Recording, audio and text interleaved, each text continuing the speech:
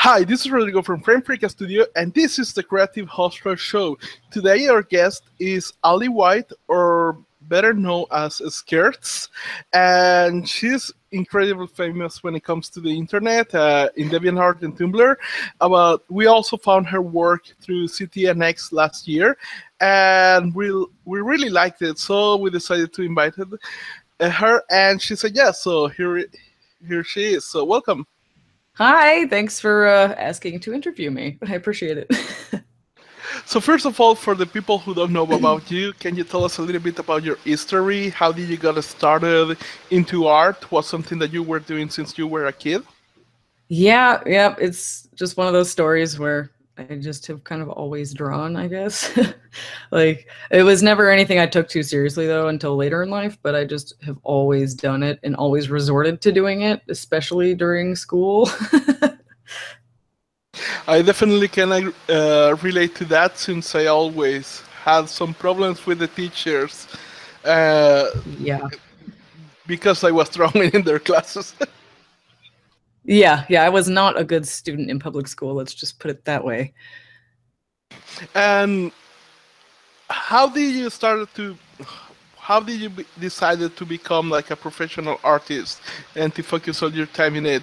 Was something like an easy decision, or was there something kind of a fear element? I know that there are some people who do feel fear because of this narrative that if you want to draw, pretty much you're not going to have anything to eat or something like that. Right. It's super weird, like, how it happened, I guess. Like, I suppose deep down I always knew that was like the way I was gonna go, because like I even have like an old like little interview thing from like first grade asking, like, what do you want to be when you grow up? And I always just said an animator.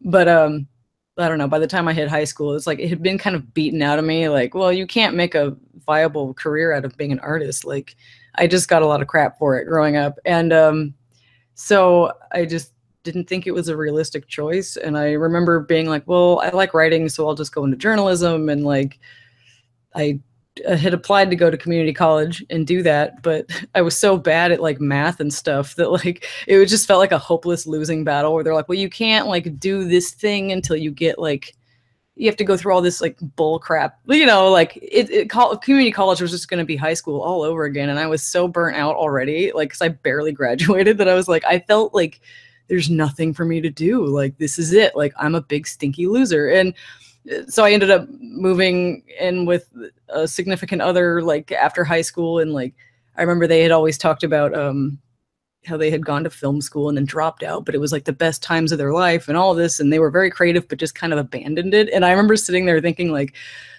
God, that does sound like fun. And I never got to have that experience. And I just feel like there's unfinished business. So I ended up breaking up with this person and moving home and going, like, just diving into finding any kind of art school that I could go to. And it was just like this weird, like, all of a sudden process. Like 2 years after graduating high school, I was like just looking for something, and I found DigiPen in Redmond, Washington, and they had offered a Bachelor of Fine Arts degree. And ultimately, like, the college thing didn't work out for me, but it did like answer every single question I had about like, what do I want to do with the rest of my life? And it's like, oh, duh. Like, art it's always been art. And I don't know why I decided at one point maybe it wasn't, but it is. So there you go, I guess. It was kind of like not an easy decision, I guess, which is, I suppose, a little weird, but I ended up in the right place, I think. I can definitely relate to that. I remember in 8th grade when we were like learning the factory tables and things like that, and I asked the math teacher, like, are we ever going to use this in real life? And his answer was like, very seriously, well, some of you can become a math teacher. And I didn't know at the moment what I wanted to be, but I was like completely damn sure that I wasn't going to be a math teacher. Exactly. Like, it's nice to explore your options, but when you just know at an early age, like, the things you don't want, I wish that they would start culling, like, you know, furthering you into something that you like really just won't use. Like basic skills in anything, go for it. Like as a small business owner, like basic math has come in very handy. Like it's commonplace, but you know, like I've never learned in school. Like I can't, like, other than English, basic English, like in writing, like that's, I don't know. It just felt like such a waste of time. And it always kind of like beat any kind of like, I don't know, any motivation from me. Like I just felt like an idiot for so many years. And I was like, oh, I can't do anything because like school has taught me that I'm an idiot. So like, and art was just never this, it was never an option. It never felt like an option, especially out in the country where I lived. They actually like got rid of our art classes and made us just do homecoming stuff for like the football teams. And it was just like so sad. Like we were just garbage. Like, so I don't know. Like it was never like, I don't know. It just felt like, just a dream. Like it could never really happen because like no one had presented it as a real thing. So yeah, school kind of blows, and never liked it. So yeah, we can definitely relate to that. Like we come from El Salvador, which is like a third world country, and school sucks way more here. Oh God! Like for example, they just took like the places of where we are at an educational level, and we are just above Honduras, and that's it. Like we are kind of at the worst of America, and art is definitely not an option. And when we went to college, like the closest thing to that was graphic design, so we were there. Like that's where I met my partner Edmundo, which is like my co-founder here. And we were like, it was really obvious that graphic design was not illustration. And at the beginning, we didn't know because everybody was telling us like, oh yeah, like you know how to draw, you should go to graphic design. And we went there, and it's like, okay, school wasn't for us. College is definitely not for us, at least here in this country. So we dropped out. Pretty much we're like doing a couple of advertising for companies and TV ads for a couple of years. But then the internet came, and DeviantArt came, and we started to find all these communities and all these classes through the internet. And the internet was like a huge deal for us. Like it's still my favorite invention of all time. and I see that you have a lot of experience like using the internet as most people should use it, like trying to create something they love out of it because it allows you to do so. So can you tell us a little bit about your experience on the internet and how did you started to become more famous over there? Yeah, the internet's been like a blessing because it really does like make the world so much smaller, but like there's like no, I don't know, there's just no walls. Like you can just do kind of whatever. And yeah, I'm just trying to think like when it first kind of started. Sorry, my iPad's going off. I think it was probably, oh gosh, in like junior high school, we like finally, living out in the country and having old parents, technology and things were not like a commonplace for me.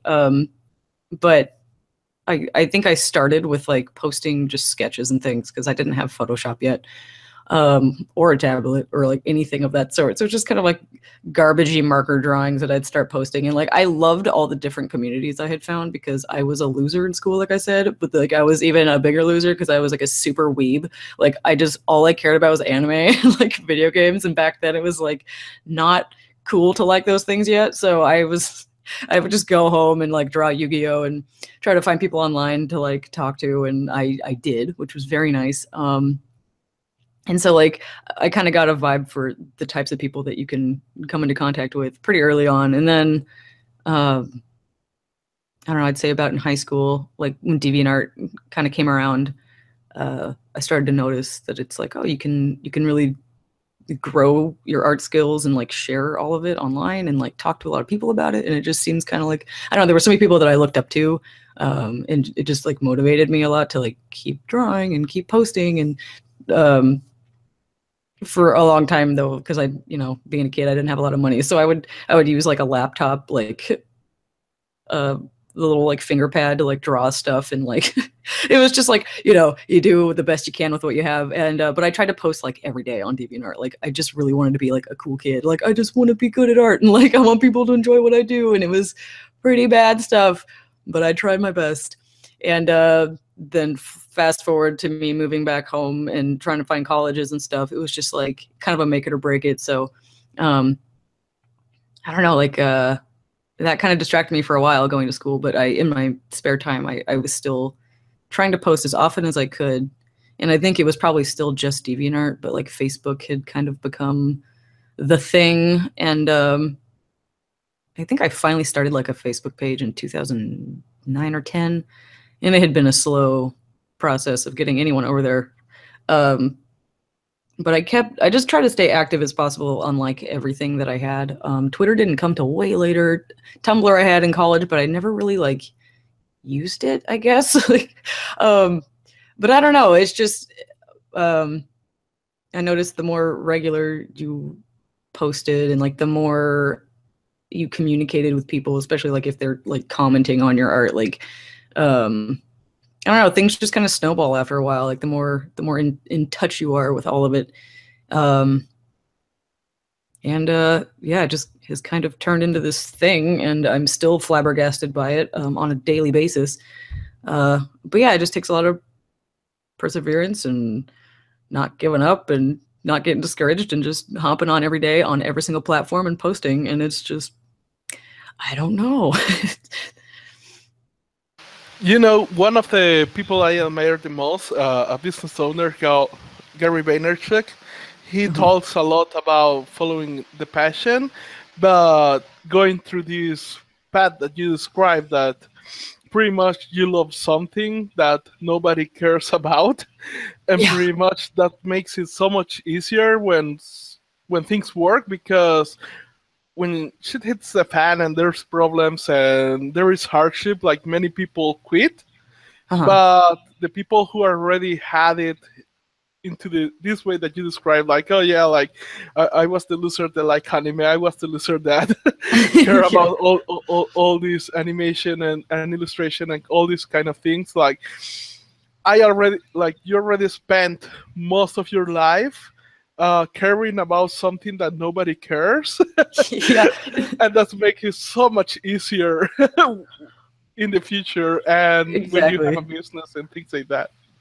Oh, it's true. Like, it's just funny how it goes. Like, it went from being kind of like, I don't want to say like a safety blanket, but like just this thing that brings you joy during a time when you feel completely like shut out of everything, or like not welcomed or not normal or whatever, you know. And then suddenly it's like your entire life, it's your career, it's like, I don't know, it's really surprising, but it's a welcomed surprise. Like, I wouldn't have it any other way. And I see that people even take your designs and your illustrations and they make cosplays out of it. Like, how does that make you feel? I honestly, like, I don't think it'll ever be something that I'm just like, oh yeah, cool. Like, I'll never get used to it. I think people started doing it in like 2011 or 12, and it was when I had that the Disney princesses in the Final Fantasy X-2 dress spheres, and I think that one's had the most cosplays. I still don't even know, like, it just warms your soul, because you're like, I can't believe, as someone who used to cosplay almost like full time, I know how much work and how much money and how much like of yourself goes into these things. And and as someone with a massive like to-do cosplay list, the fact that anyone like would pick something I designed over 1,000 other really cool characters, and then they would just spend all the time making that, it blows my mind, because I mean, I don't know, like, it's just crazy, and it's just so neat to see them, and a few of them I've met, and that's always just wild. Yeah, no, it's like probably one of the coolest things about all this. Like, it's just the fact that people can like it enough to be inspired by it and want to like celebrate it in some way is just like surreal. Also, can you tell us a little bit what your small business is about? Yeah, essentially it's just well, I mean, it started with freelance, like doing commissions and things like that. And I was late to the convention party as far as boothing was concerned. And I started probably almost 4 years ago. And so like I just started selling prints of various sizes. And then I bought like a button machine and started making that, and started making bookmarks, and just slowly like grew my wares. And so now I have like my skirtzz.com where like I have my shop front and I sell stuff there. And then I still do the commissions, and I've done some contract work for different companies. So I have like a bevy of work that falls under the Skirtzz business name. So yeah. And how did you felt this transition of going from this thing that you're passionate about, that you think that nobody cares, to actually being paid for doing that? Yeah. There's the young part of me that is like, haha, you know, like take that, high school, because like it's just weird to be like, it happened, like I did it and I'm okay and everything's fine, and like but then there's another half of me that's just like so grateful that this kind of stuff can happen, that it's just like, I don't know, it's incredibly like humbling coming from like a lifetime of just working retail, and like, you know, just it's weird to be like, this thing that I really like and would do anyway is now like my full-time job. It's what I wake up to do every day. And the fact that like anyone gives a hoot about it, it's just like, I don't know. I mean, it's pretty crazy. I definitely feel you completely on that. Like the kidding me is like still like really proud of all the people that told me, oh, you're not going to make a living out of drawings, and it's like, now I'm making more money than all of you. I know, it's really weird, because you know, they just beat it out of you and you're so discouraged and you feel like a fool even trying, but there's just that thing, that like fire inside that just kind of kept you rolling. And one day when it works out, and then I don't know, you just kind of look back on all of it, like it doesn't even feel like real anymore. Like, but it's strange to think like young you, like if you were to tell young you where you'd be or that things were going to work out, like would you believe your older self? Like, because it never felt like something that could ever come to fruition. Like it just never did. I don't know. Yeah, and on the grateful side, like again, like coming from a third world country where things are really, really hard. Yeah. It's so crazy, because I do feel that grateful as well, because I feel this duality. Like on one part, we are living our dream. We are meeting all these amazing people now through the interviews as well. Like I met Oscar winners in CTNX, for example. Oh my gosh. I met all these amazing people. And on the other hand, we have this thing that, well, yeah, we are living our dream, but the alternative was like a really, really, really bad reality that really scares the hell out of me. Actually, we started because like we saw that reality, and it's like, yeah, let's not do that. yeah, there comes a time when you just gotta make a choice and like plow forward with something, because like who knows how else it could have gone. Any other decisions you would have made or not made. Yeah, pretty much. Many people start because they follow their passion and things like that. And we were like, we started because pretty much there was no way out. Like that was it. And the alternative scared the hell out of us. So pretty much that's pretty good odds. Pretty good odds for making a solid decision and be like, we're doing this then. Like let's just go. Yeah, pretty much. And how do you describe your experience in the events in CTNX and all of it? How was it the first time that you went? Oh, dude.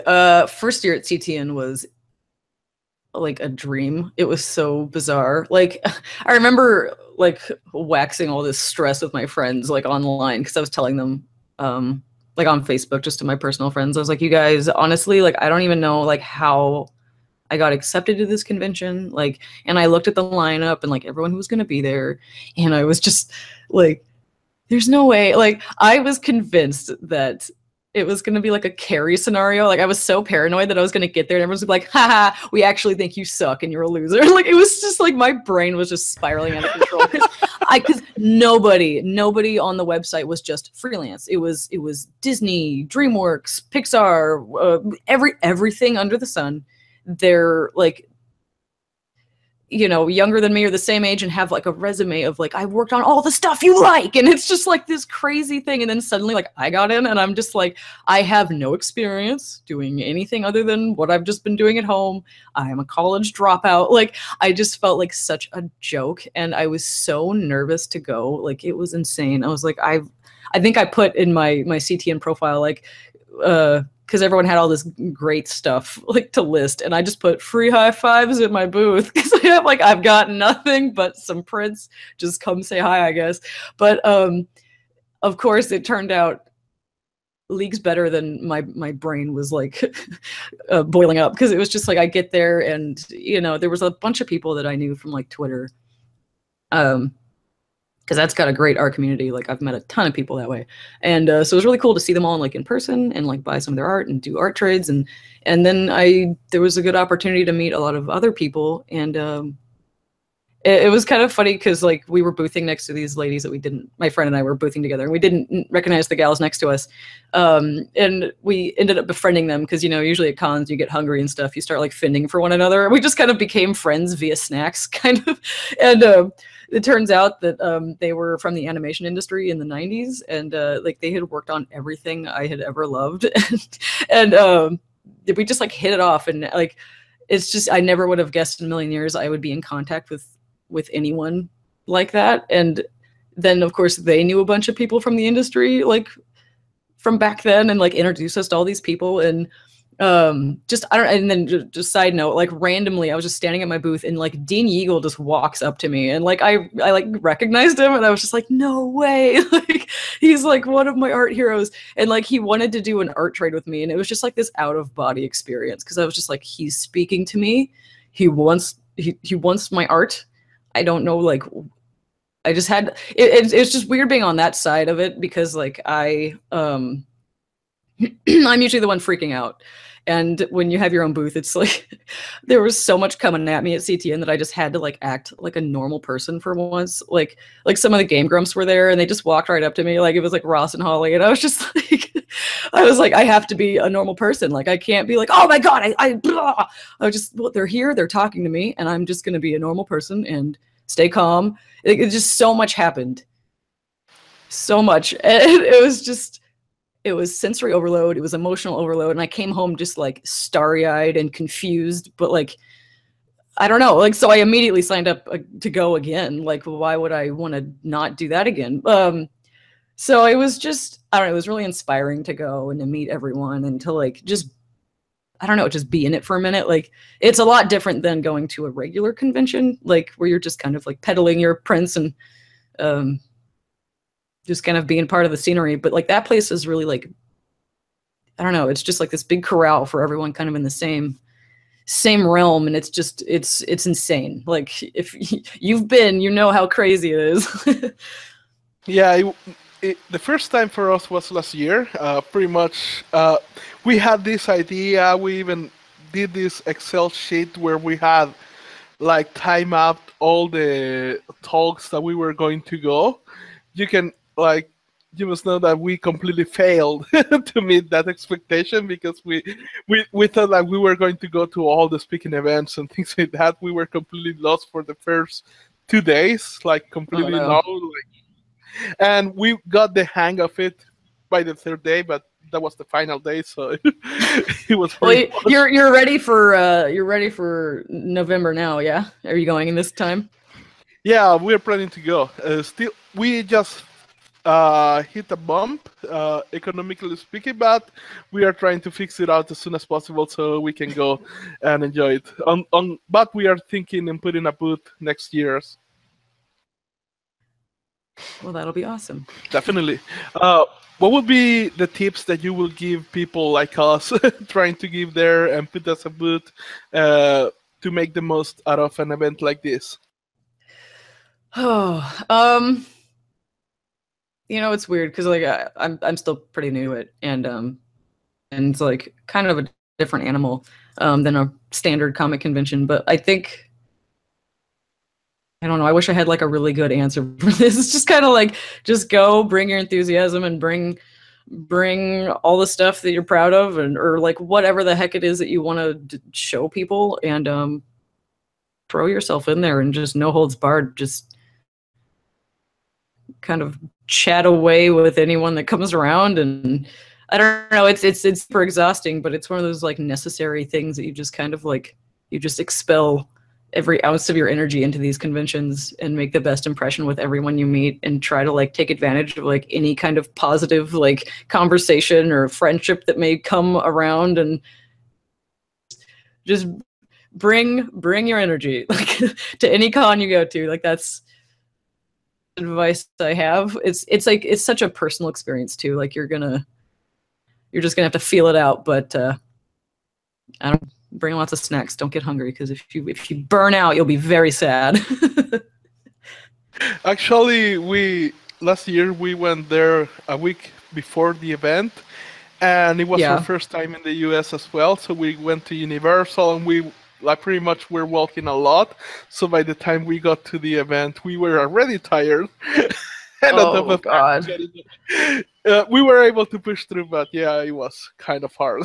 Yeah, it can be really overwhelming when like just your body, like, you don't realize how much it takes to be at these things. And yeah, because like my first year, I wanted to see everything. I had never been to Burbank or Glendale or anywhere like that. And it was just like, well, we need to go see this and need to go see that. And we got a hold of some of our contacts and set up some tours and made the most of it.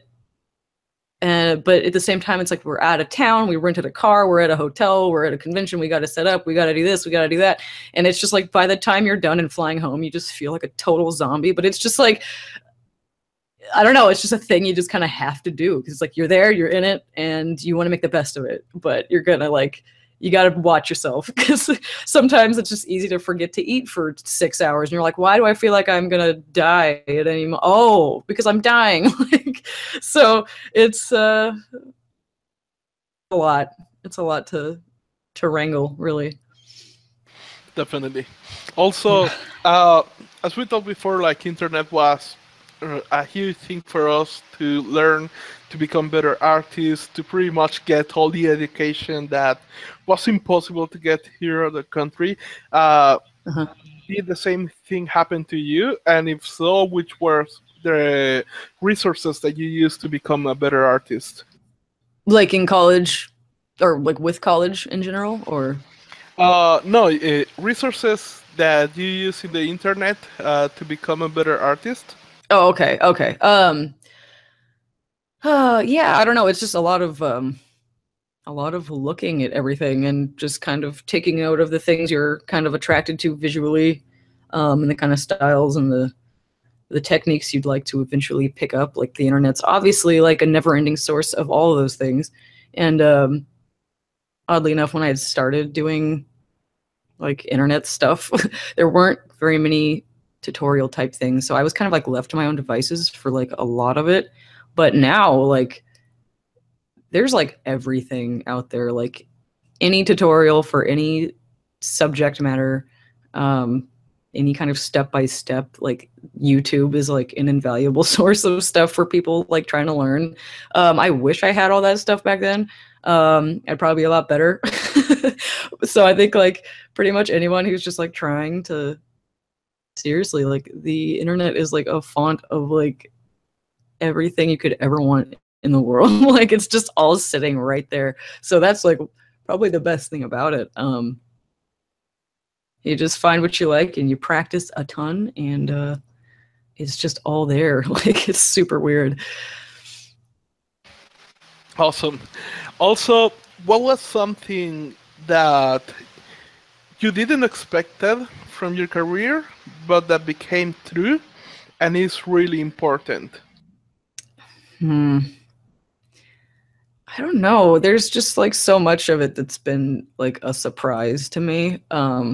I still have a hard time wrapping my brain around the fact that anybody actually gives a crap about what I draw, like, which is like kind of funny because I should probably just accept it by now. But it's always just so weird to me. Like, I think Patreon's been the strangest, like, positive as far as like just me doing my thing goes. Like, I remember starting it kind of reluctantly, like, it seems kind of maybe like a shot in the dark. I guess I'll try to set some goals for myself and maybe, you know, focus on more personal projects and see if anybody actually wants that. Because I know that I've kind of made my place as a fan artist and a crossover artist.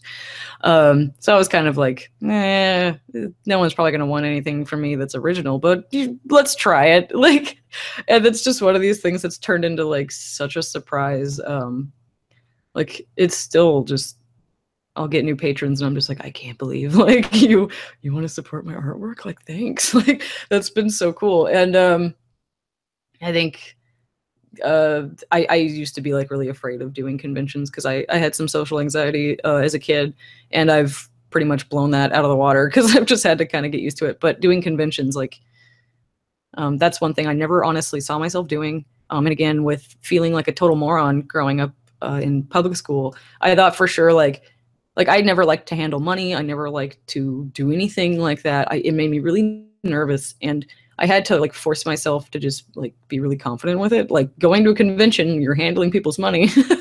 And it's just funny how this huge fear of mine has suddenly become this thing that I look forward to, and it doesn't scare me anymore. And it's I don't know, it's a part of me that I never thought that I'd ever see, I guess. So I mean, all in all, like, just having this business has like forced me out of my shell in so many different ways, and I've become a totally different person just from doing this. Like, a lot more, well, kind of more confident. Sometimes you can't shake it all the way, but I've definitely made a lot of strides from this. So it's been pretty cool.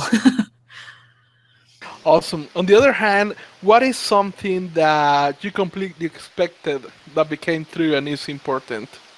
Something that I expected? Yes. Gosh, I don't know. To be honest, like, all of it's been unexpected. I mean, I don't know what I really thought was going to happen with it. I guess, yeah, I'm trying really hard to think of something, but I can't think of a thing. Honestly, like, everything I've thought of that like could never happen has happened, and so I guess, I don't know. I don't have an answer for that one. Also, some of the artists I know are like kind of become they are controlled a little bit by ego. I don't know how to put it, but yeah, they become it's a touchy subject, but I understand. Yeah, I wanted to be as delicate as possible, but I see them like pretty much criticizing in a non-constructive way artists who does like fan arts and things like that, while I see it like a really good tool in order to build an audience. Yeah. How do you see that, like, and how do you deal with it? And what would be your advice for people who maybe are intimidating to do fan art because they see these people criticizing them? You know, I know it's one of those topics that always comes up, and it's like, as someone who adores fan art, loves fan art, and finds that it's the easiest way to connect with other people just through things that you enjoy, like, that is like one of the best things ever. And anyone who's gonna be so up their ass about it and say that fan art isn't real art, or it isn't, you know, like, shove off. It's so stupid. Like, and a fan art was like birthed through exactly the things that had me broken as a kid. Like, no friends, no way to communicate with people. And because of that, not only did it, like, I've made so many friends online and have made so many connections, and because of I carried through with it and enjoyed drawing fan art, yeah, my audience grew like crazy. Like, it's not like, you know, I'm sure there's people out there who, you know, just bite the bullet and do fan art to corral a bigger audience, and that's There's no laws against that. But then there's just people who just do it because they like it, and then there's just this great result at the end of it. I honestly, I will never have anything bad to say about fan artists, like, ever. Like, I don't think there's anything wrong with it. Like, so keep doing what you're doing, people. Definitely, it's weird because now that I'm in business, as you say, like, this thing challenge you in a whole different way and changes you as a person. Yeah. And one of the things that I see in business is that pretty much there are many ways to win. Like, just because something doesn't work for me doesn't mean that it's not going to work for somebody else. Yeah. And from the point I see it, like if something is working, just do it. Yeah, well, I mean, you've seen some of the people on Patreon. They're making more money than, like, doctors. It's like some people just found that, like, that gold vein, like, and just hit it, and just, like, what's wrong with finding the thing that works? It's like, there's really no right or wrong, unless, you know, of course, unless you want to get into, like, you know, I poo-poo bootleggers, of course, but, you know, when it comes to just being a creative and finding the thing that works, that is legally sound, as far as that's concerned. Yeah, like, good on anyone for finding the thing. Like, it's hard enough as it is to find anything that even remotely works, that when you find the thing that really works, and you're enjoying yourself and people are enjoying it, like, why would you not do it? I don't know. Like, I don't understand. And and like you said, it's different for everybody. Like, everybody has something different that they find that works for them. And I think that's just part of the journey of being an artist. So yeah, on that point, it's like that's something that I tell everybody, like, this thing is already hard as it is, like, really hard. So hard, yeah. Don't make it harder than it should be. Yeah, like, I don't think that there needs to be, like, rigid rules to how you do the thing. Like, I think that's just coming from a really pretentious place when people are like, well, you should do it this way because doing it this way is bleh. It's like, honestly, again, like, art, I tell everyone, anyone who ever asks me, like, any kind of advice, I just say it's a personal journey. It's one of those things you just have to find out on your own. But, like, you know, let's say, like, when it comes to style or something, like, if it's something that you truly enjoy and you're having a good time and it's working for you, it's working for everybody else, like, you don't need to be like somebody else to feel like you're doing it right. Like, you do what you want to do. Like, you just find the thing. Yeah, and the hard thing is that thing can be just something for you, and it will be a completely different thing for me and for somebody else, and so on. Yeah, like, it comes down to even the smallest of details. Like, some people are always like, I can't believe you reply to everybody. Like, that's weird and cool. And I'm like, I've always done that. Like, you know, for some people, it doesn't affect them to reply or not, let's say. Like, and that's good for them. I get, like, crazy anxiety if I don't reply. I feel like such an asshole if I don't reply to people. And I'm some people aren't burdened with that, and that's really nice. Because I overthink everything. But, like, just little things like how you present yourself, how you, I don't know, like, how often you post, or in what kind of ways you post, or the types of things, and like everything comes down to, like, finesse and detail. And again, it's just, I've found that works, and that brings me closer to the people that enjoy my work, is, like, keeping in pretty close contact with all of them as far as replies are concerned. Like, that's just another detail to it. Like, there's just so much that makes the experience, I guess.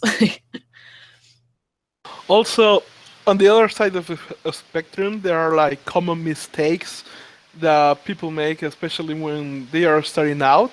So, what would you think it will be, like, a common mistake most beginners do that they are not aware that they are making? Oh, I'm trying to think. I'm sure there's plenty that I have done. If I could just put my finger on it. The worst thing I think you can do is promote on someone else's property, like on their social media, on their artwork. If you say, wow, thanks, please take a look at my work, or go to someone's page and say like, yeah, great, please take a look at my stuff, or like anything that is promoting off your platform, I think is so rude. Like a lot of younger people make this mistake because it comes from an innocent enough place of, I want to connect, I want people to know that I do this thing also. But that's where the hard work on your part comes in, where you just have to hustle on your own platform. And the way that you can reach out there, like it comes down to like kind of putting yourself into like whatever community you're in. So like with DeviantArt, I joined contests, or I hosted contests, and I joined groups that would help you promote contests. So it's like you're not impeding on anyone's business. You're putting yourself out in a place where people will see it and take note of it, perhaps. I'm trying to think, like with Twitter, there's tons of collaborations. There's tons of digital zines. There's tons of, you can host your own collaborations there. Like anything you can do to get people to kind of come together with something where you're not just like plastering your stuff somewhere where it shouldn't be. I don't know if that makes any sense, but like it just takes a lot of work to not impede, but to also do yourself the favor of working hard enough to get noticed at all. It just takes time, but that's like definitely like one of the biggest mistakes, is just self-promoting on someone else's page anywhere. Like that's a big no-no.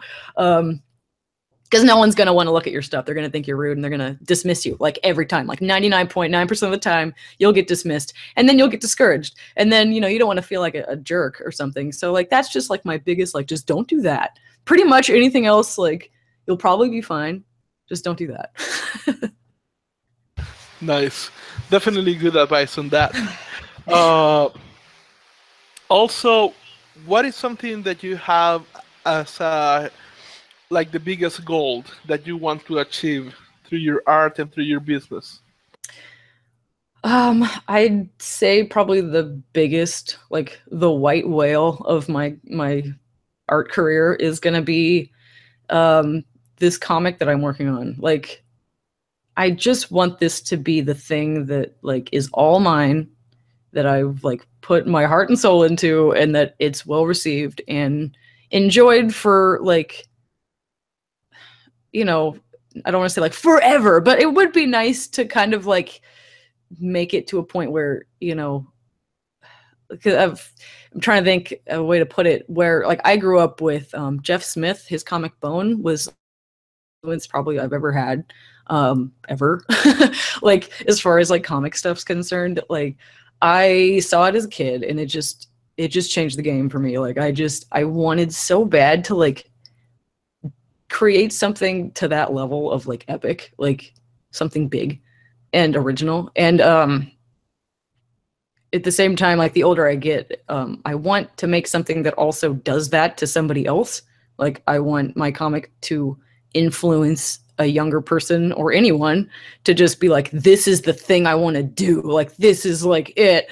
Like, I just want it to come full circle, but I don't know, like that's kind of like the end goal, is like, and then, make more comics. Like if one goes well, make another one. And like, I kind of want that to be, I want that to be it. Like, I don't want to just be remembered as just the girl that did some cool Disney princess stuff or some Nintendo stuff. Like I think everyone wants their own baby, Definitely. Can you tell us a little bit more about this comic, or is something that you want to keep on secret? Well, of course, there's story parts that I am going to keep a tight lid on, but the comic itself is called Event Sky, and it's slowly coming together. I have it free to read everywhere. Patreon is where you can support it, but like I put pages up there and a lot of concept art, and then on DeviantArt I post individual pages, and then the Tapas website, or I guess it's on iOS too. I have full chapters posted there, and I just started the Event Sky Tumblr blog, where I post pages and also share a bunch of fan art and stuff. So it's definitely available, and I'm working on it as much as I humanly can right now, and So I guess we'll see how it goes. Awesome.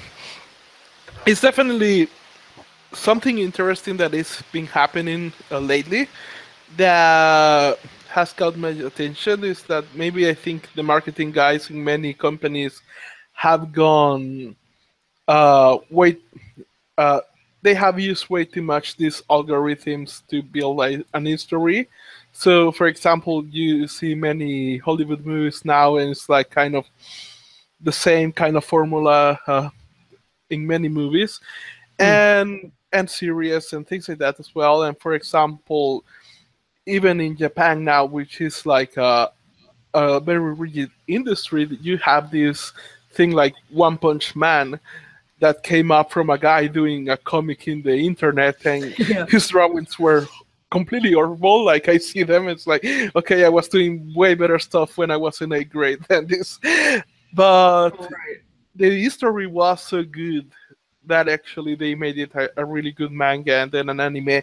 And Rick and Morty, for example, if you see Oh, like the yeah. pilot, it's like it does completely suck, and then now you have this huge series coming up, and this trend keeps popping up. Like people put things in the internet and they are good and people like it, and they turn up to be bigger things later on, backed by Yeah. huge companies.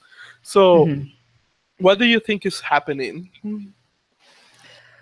I think people have just been given this opportunity now with the internet and like for how far the reach is, and again shrinking the world to quite a small size, and like it's all just available, like, and with how many creatives there are, like just to put us all in one big place, it's kind of like a big, I don't know, like, yeah, I guess it just makes sense that people are going to find such a wide variety of like talent and storytelling and appealing designs and find work from that or get a cool deal from that. Like, I mean, when else has there ever been an opportunity to like find something so quick or like to present your work like that to such a large audience?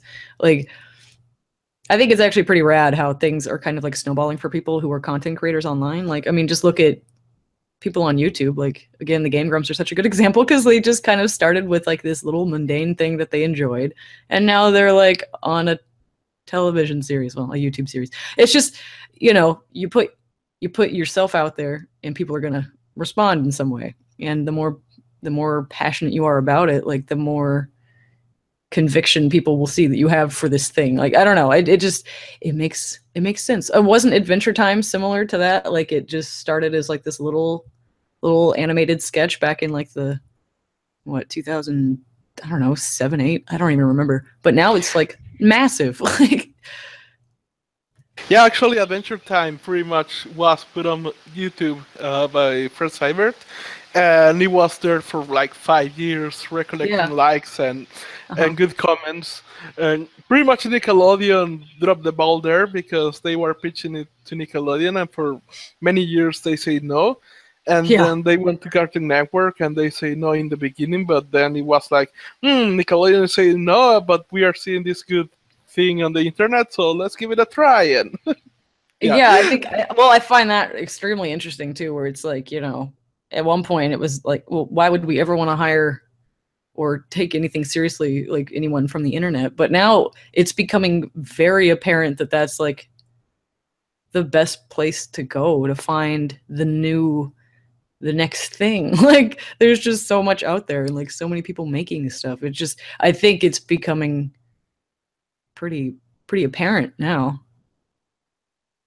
also, I think coming from you, this will be a little bit interesting question, because something tells me that you have been through something similar in the past, but this is usually a really hard question that I ask everybody. Imagine that you wake up tomorrow in a different dimension, nobody knows about you, but you have all your skill, all your knowledge, and you have your computer, Wacom tablet, and $500 in your pocket. What do you do to get to this point as soon as possible? Back to where I am right now. Yes. Well, the good thing is if I already have all my skills, that means I didn't go to college and accrue all that debt. So that's a big plus.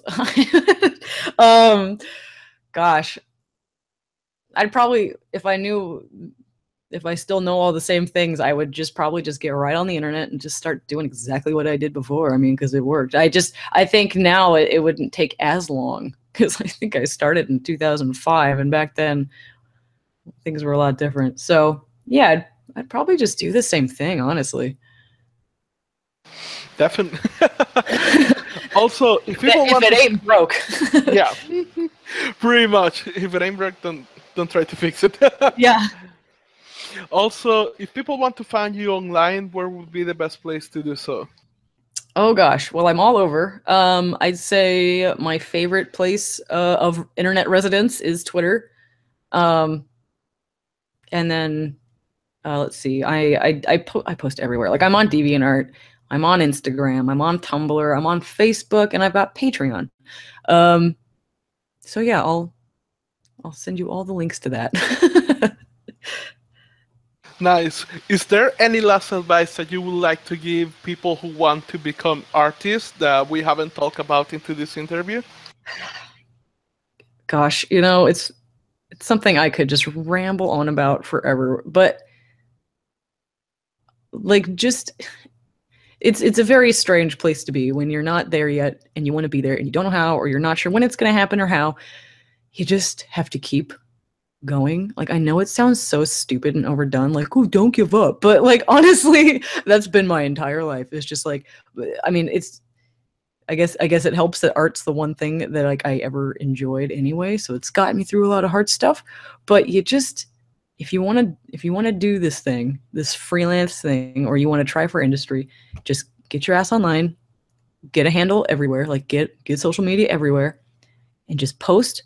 Please God, post regularly. Don't leave your pages for like 3 months at a time. Just push yourself, but don't burn out. Take care of yourself. Oh my God, because I think all of us have almost all been on the verge of death because we're really bad at taking care of ourselves. Us artists, we're so bad at it. But like, just keep trying. Like, I mean, again, it's taken me since 2005 to get right here. There's a lot of learning involved. No one's going to carry you to the finish line. Just keep practicing, keep learning, and just keep trying. That's all you can do. And be nice. That's a huge one. Just be a nice person. I guess that's the only advice I have. Awesome. Definitely on the burning out, I think we all take horrible care of ourselves.